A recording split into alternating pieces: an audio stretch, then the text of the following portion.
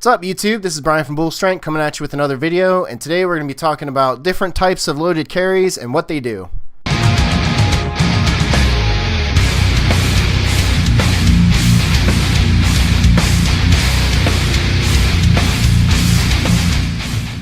The importance of implementing compound movements into training is something I constantly hammer on.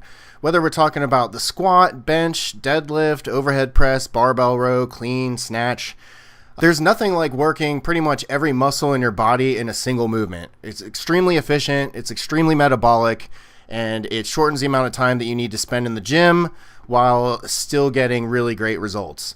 However, doing a compound movement and then taking it for a walk is next level. Now you've taken a full body compound movement and turned it into something that's going to improve your stability, your posture, your conditioning. It's going to even out your core. And especially if you add in like uneven weights or anything like that, like now you're working muscles associated with anti-rotation and flexion. So, I mean, there's a lot of stuff that you can do with loaded carries. So anyway, I put together a little list of some of my favorites.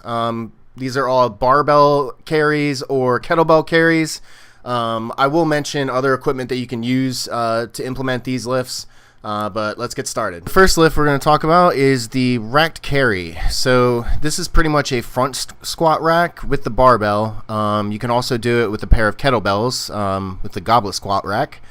And this is a useful tool for correcting anterior lean of the shoulder girdle. So if you have crappy shoulder posture, this is a good way of correcting that. It's also used for building a strong rack for the overhead press. So that tends to be a limiting factor for a lot of lifters, is simply being able to hold the barbell in the rack, let alone press the weight. So this will build you a very strong base to be able to overhead press off of. So some superset ideas you can do with the rack carry. You can superset it with front squats, push presses, or squat thrusts.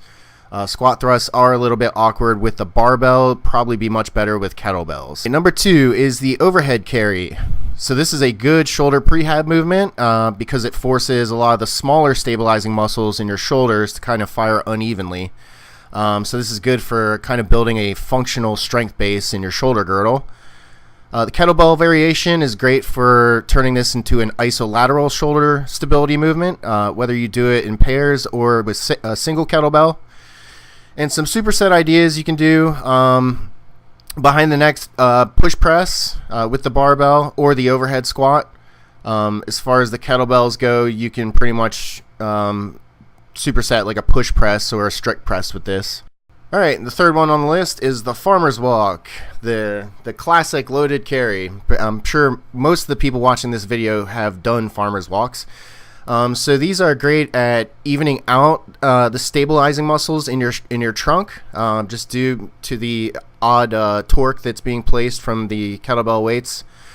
This is also a great tool for building grip, especially if you do the upside down variation, which I talked about in my using kettlebells for grip training video. Or you can take 2 lighter kettlebells and pick them up with one hand for an even greater challenge.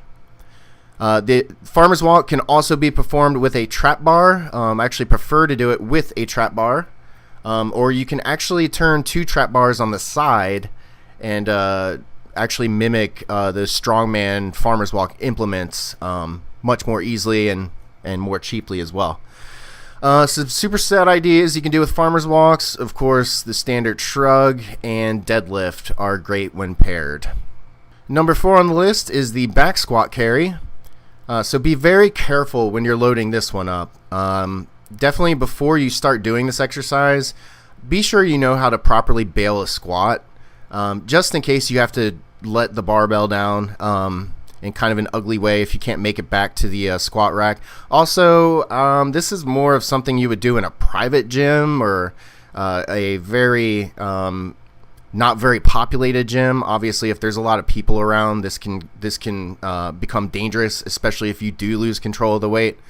Yeah, so I'm gonna leave a link to how to bail a back squat in the description, so you can check that out and definitely learn that maneuver before you start doing this exercise. But it is an overall, it's a good overall leg builder, as well as a core core builder, lower core, of course. Your shoulders and your chest, upper back aren't really working much with this movement. So some superset ideas you can do. Obviously, behind the neck press. I prefer to do behind the neck push presses if I'm doing anything behind the neck, but that's just me. And you can obviously also pair it with a high bar squat or some form of lunge. Number 5 on the list is the suitcase walk. So this is a grip builder that also adds a sort of anti-rotation element that targets the transverse muscles of your core. In other words, instead of targeting the abdominal muscles over a sort of a hinge plane, this is kind of hitting your rotation muscles. It's also good for targeting the obliques. You can superset these with single arm deadlifts or single arm shrugs. And the final one on the list is the suitcase rack walk. So this is just combining the rack walk with the suitcase carry. This is a great grip builder and shoulder builder, as I talked about with these two carries before. But because of where the weights are set, it puts a much higher load on those transverse rotation muscles in your core. And some superset ideas you can do with these. I like to combine these with rack suitcase deadlifts. So basically just performing deadlifts with the suitcase side while you have the kettlebell on the rack. That's pretty much it for the video. Hope you enjoyed the content. If you did, please like, please subscribe, and I'll see you in the next one. Peace out.